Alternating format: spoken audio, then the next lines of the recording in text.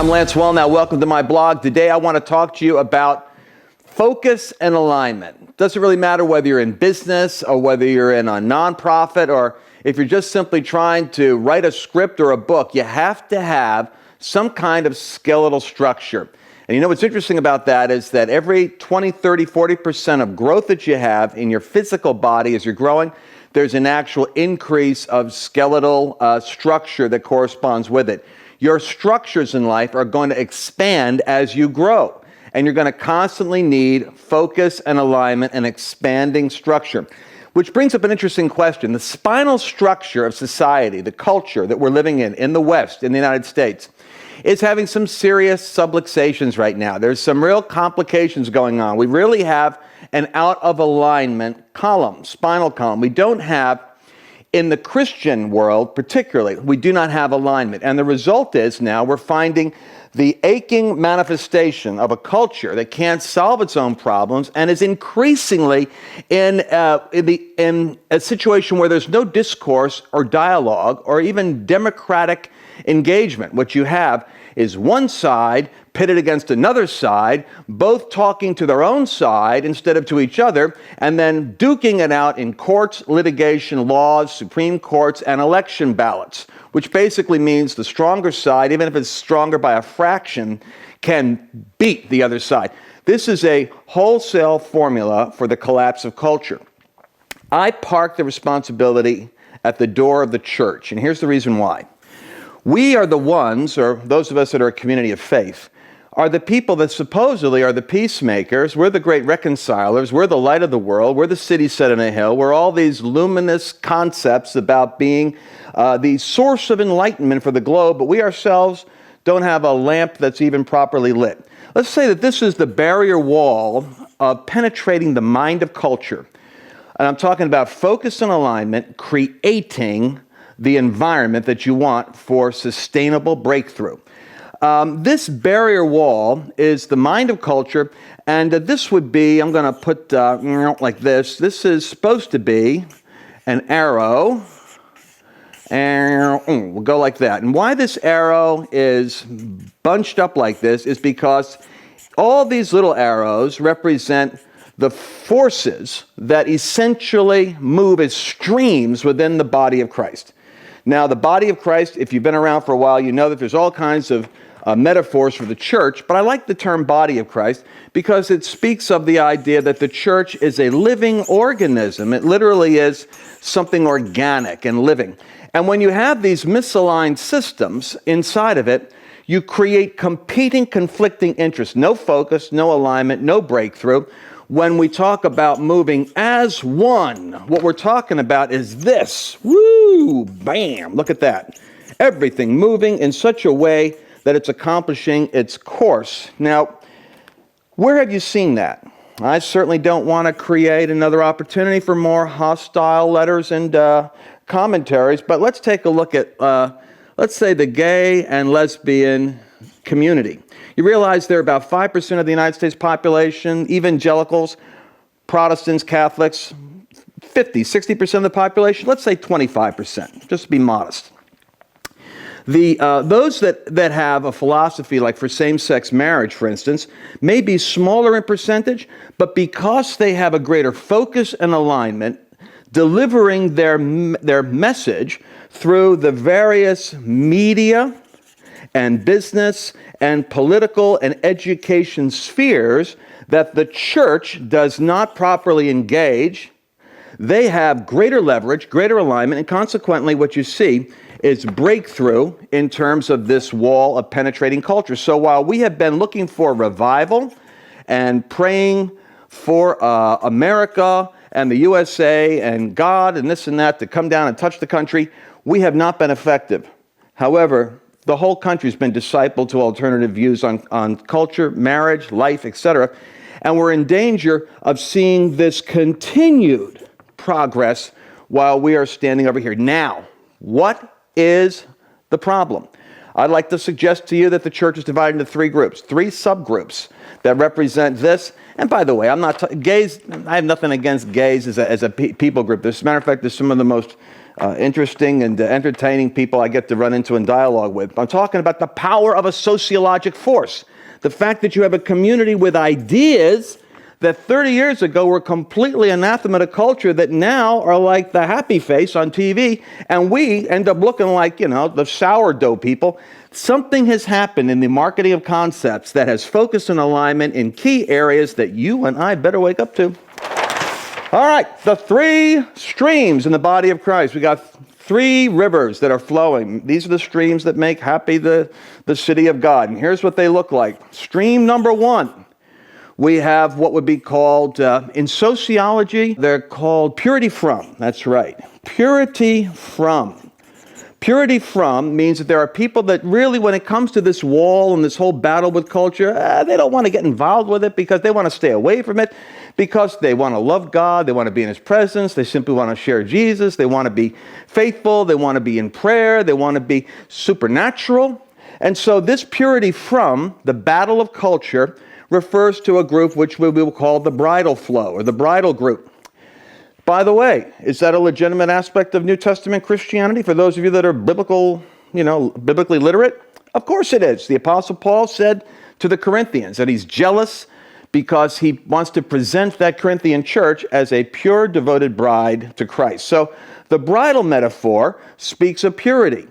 Purity from the battle of culture is the bridal company. Largely, they are a charismatic group that celebrates signs and wonders, or they're the monastic community that simply wants to live out their days in a monastic solitude. Okay, so we got the purity from group. The other group we have over here. This is the people that are particularly going to get riled up by this message. I hope they do. These are the defensive against, what sociologists will call defensive against. What is this all about? I can't, look at this. See, I write in such a way that only I can interpret. Try that again. Against. Defensive against culture. What are we talking about? We're talking about warriors, my friend. The culture warrior.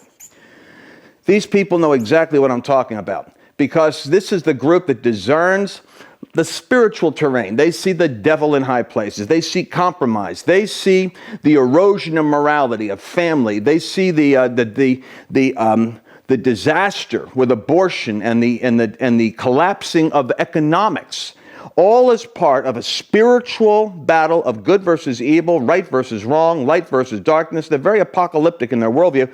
These are the prophetic warriors, different than the bridal culture, because you see, the bridal culture is all about keeping pure from the battle. The warrior is right on the front lines. Many times they're mobilizing. With this last election right now, they're having a hangover after it all because it didn't work out and they were all in the warfare mode. They had war paint and everything.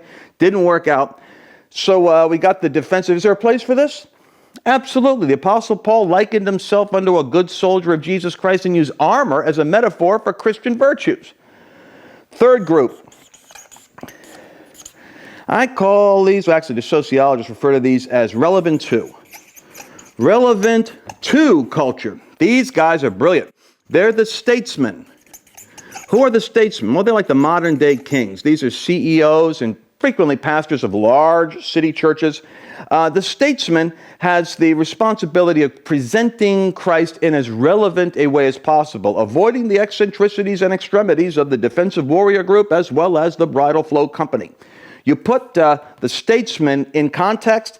These are people that have to be shrewd in calculating when they come out with their belief system and when they hold back, always engaging the public in a way that makes Jesus look appealing, positive, kind of putting a positive spin on Jesus. So you have the statesman, the warrior, the bride. Now my feeling is this. When you look at the Apostle Paul, do you ever see the statesman? Clearly, when you see him standing before Agrippa or before Felix, anytime he has a government statement he has to make, he stops, he's no longer in his Elijah-type mode. He's now standing there, "Oh, most excellent so-and-so, I'm thankful that I'm able to make my presentation today. For you will note that I've only been a week since I came from Jerusalem." And he's talking like an orator. You know why? He knew how to conduct himself like a statesman when he had to. My problem is this. No, it's not my problem, it's our problem. What we've got is this boing, boing, boing. We don't have focus and alignment. People with leftist ideologies are better organized and aligned and passionate and committed in the right places than we are. Why? because the bridal people want to supernatural the United States into a transformation, pray it in, revival it in, preach it in, visitation it in, and it's not going to happen. It's naive. Secondly, you got the warrior people. They're waiting for everything to collapse so they can have like their Mount Carmel moment. That's not going to happen. Statesmen, they think they can change culture by packaging Jesus in a more marketable capacity. This is great for building local churches, bad for transforming nations.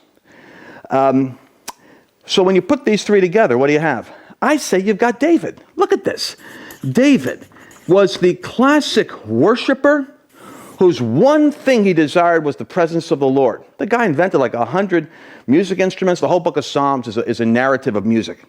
Then you've got the warrior, David. My gosh, David's killing Philistines. I mean, he comes on the national scene by beheading a giant. The whole world's like the equivalent of everybody watching on an iPhone.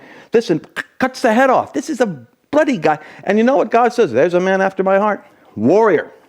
You got David, the worshiper, David, the warrior. And by the way, David basically took like 800% more territory geographically in his administration than Saul took. You know why? A true worshiper and a true warrior makes a great ruler.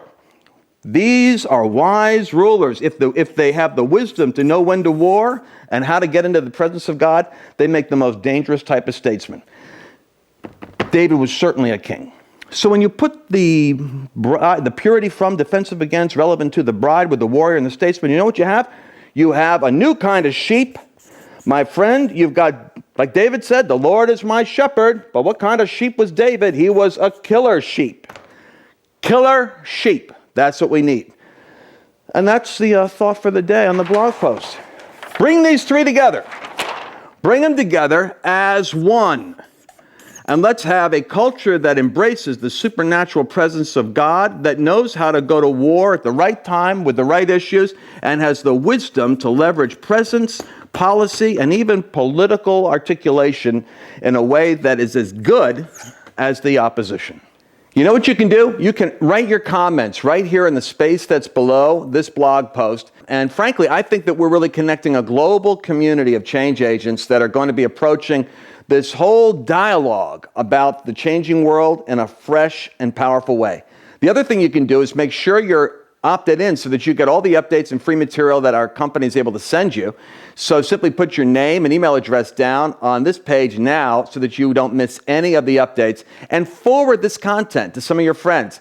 Daniel and Shadrach and Meshach and Abednego, they were just 4 young Jewish men in Babylon. You only need 3 or 4 key relationships to open up massive opportunities. I'm going to give you secrets here that typically I don't publish and broadcast because I'm convinced the hour is so late and so urgent that I'm just going to put the message out and like a message in a bottle, I'm believing it's going to go to the right location.